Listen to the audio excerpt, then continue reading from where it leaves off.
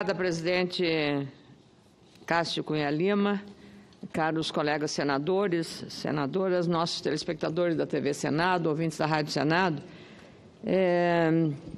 Na mesma linha do raciocínio de Vossa Excelência, senador Cássio, a questão da insegurança jurídica e também da insegurança que alguns setores econômicos estão enfrentando hoje, o setor da pesca, citado por Vossa Excelência.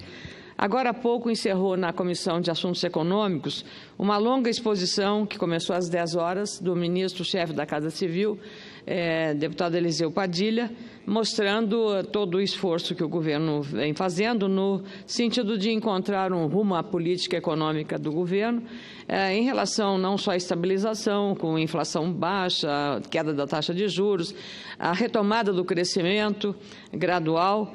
E um dos setores que a desburocratização, criação de um ambiente mais favorável, e eu levantei ao ministro Padilha, nessa audiência pública, na Comissão de Assuntos Econômicos, presidida pelo senador Tasso Gereissati, bastante concorrida, aliás, uma questão que preocupa por ser contraditória. O setor a indústria de calçados, que tem no meu estado uma força muito grande, mas também está com força no Ceará, está em Sergipe, está na Bahia, está na Paraíba, se Vossa Excelência está me lembrando, está na Bahia, está em São Paulo, em Franca, né, capital de calçado, em outros estados brasileiros. Ela tem, para se ter uma ideia, cerca de 300 mil empregos diretos, nacionalmente falando. E é uma indústria que é empregadora de uma mão de obra qualificada, porque a produção de calçados exportados tem este valor agregado relevante, que é o valor agregado social. A indústria é a terceira maior empregadora de mão de obra do país, superada apenas pelo comércio e pelo setor público.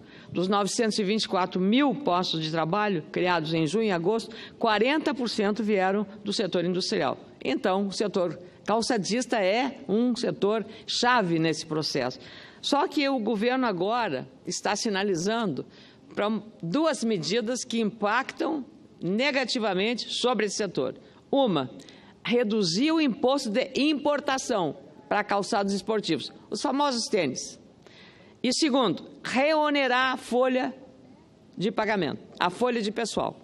Ora, elas combinadas são uma dinamite pura dentro do setor, porque o setor que vinha respirando desde o final do ano passado um pouco de expectativa de crescimento, porque estava achatado também o mercado interno é o maior mercado de consumo brasileiro, então ela vinha experimentando e agora o freio puxa de novo, e essa inconstância, essa insegurança jurídica cria realmente uma instabilidade. Na semana passada, a Bicalçados, que é a Associação Brasileira da Indústria de Calçados do país, através do seu presidente Heitor Klein, estiveram com o ministro Eliseu Padilha, ponderando essas incongruências e essa incoerência, que seria um prejuízo extraordinariamente pesado para o setor, insuportável até, porque no caso do calçado esportivo, que muitas encomendas às vezes são feitas à indústria brasileira, como eles têm vários fornecedores lá fora, e são um número de mais ou menos 4 grandes marcas, eles impõem as suas condições.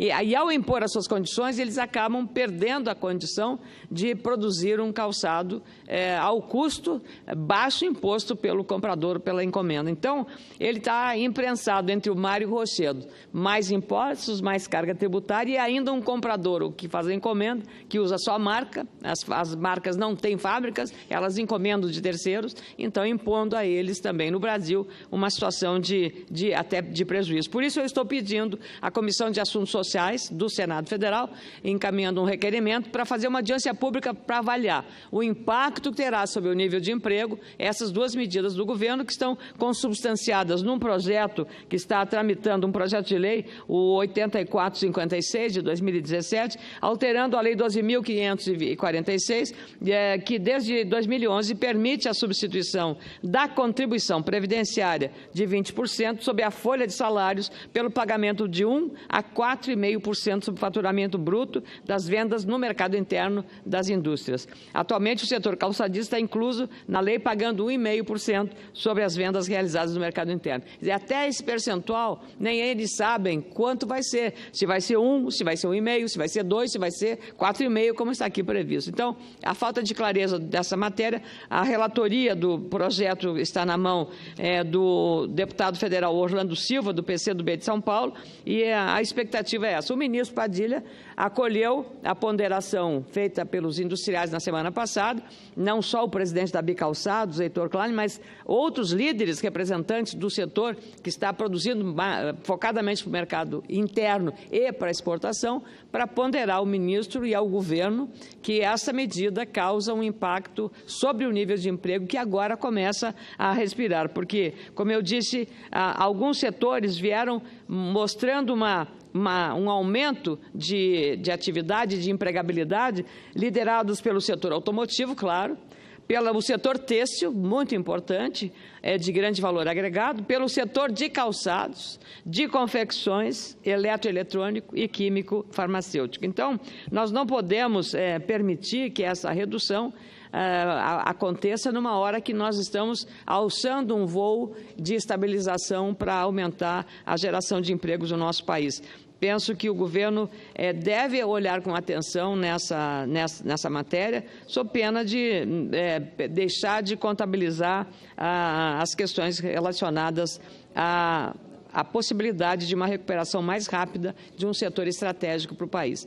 Antes de encerrar meu tempo, senador Cássio Cunha Lima, não posso deixar de mencionar uma entrevista dada ontem pelo juiz Sérgio Moro, que lidera a Operação Lava Jato, sobre o risco que corre o Supremo Tribunal Federal reverter a decisão sobre a questão da prisão em segunda instância, dos julgamentos em segunda instância. Essa é uma matéria que já foi submetida em 2016 pelo próprio Supremo, que acolheu, entendendo que sim, a prisão pode ocorrer em segunda instância em relação a uma espécie de esforço político, esforço institucional para combater a impunidade no Brasil. Segundo, na avaliação do juiz Sérgio Moro, nessa entrevista ontem ao Canal Livre, uma revisão, disse ele, vou ler textualmente, desse precedente, Roda Viva, desculpe, não é o Canal Livre, Roda Viva na TV Cultura, Roda Viva na TV Cultura, agora para completar com a despedida do conhecido jornalista Augusto Nunes. Ele, falando no Roda Viva ontem, ele disse que uma revisão desse precedente, o precedente da segunda instância, que foi marco no processo de enfrentamento da corrupção, teria um efeito muito ruim e passaria uma mensagem errada, eu diria, uma mensagem negativa e de desesperança. Passaria uma mensagem, disse ele, de que não cabe mais avançar, de que vamos dar um passo atrás. De fato, será um retrocesso do ponto de vista do esforço que tanto a Lava Jato como a própria Polícia Federal, o Ministério Público trabalharam intensamente. Não foi só o juiz Sérgio Moro, é preciso que reconheça, que tiveram um empenho institucional no combate à corrupção e à impunidade em nosso país, mas um esforço coletivo de instituições que todos nós respeitamos pelo seu princípio republicano, pela sua ação republicana, não só a Polícia Federal, mas também o Ministério Público e o Poder Judiciário, lembrando aqui a memorável atuação do ministro de saudosa memória, Teori Zavascki, e agora do ministro Fachin. É preciso que a gente reconheça esses agentes públicos que estão empenhados naquilo que nós entendemos que seja necessário, porque hoje, senador Cássio Cunha Lima, e Vossa Excelência, como eu, certamente tem andado pelo seu estado e por outras partes do Brasil. O desconforto do eleitor, para não dizer o protesto do eleitor, a irritação do eleitor com a classe política é gigantesca. E eles estão dispostos, os eleitores, a votar, se abster, votar em branco ou votar nulo, ou anular o voto. Esse é o pior caminho que nós podemos esperar para a democracia. Limpe-se a política, tire-se do cenário as pessoas que, na visão do eleitor, não estão cumprindo com a missão a que lhes foi confiada, pelo voto secreto. Mas esta atitude de omissão, de ausência na votação, porque compensa, a multa é de apenas R$ 3, Então, esse é também um estímulo para não ir votar. E é preciso que o eleitor entenda que a sua ausência significa a sua omissão e ele não poderá, amanhã, se as coisas piorarem do que estão hoje, forem piores do que estão hoje, dizia o doutor Ulisses, espera a próxima legislatura. Lamentavelmente, nós estamos correndo o risco também de acontecer dessa forma. Espera o próximo. Mas isso acontecerá, espera o próximo, se o eleitor não tiver a consciência da responsabilidade que está nas suas mãos de fazer boas escolhas em todos os partidos, em todos os estados. Para a Câmara Federal, para as Assembleias Legislativas, para os governos e para a Presidência da República. Se ele não cuidar disso, estará selado a conviver com uma situação que ele não gostaria que existisse, especialmente também, não só na Casa do Povo, que é a Câmara, mas também aqui na Casa da República, que é o Senado Federal. Obrigado, presidente.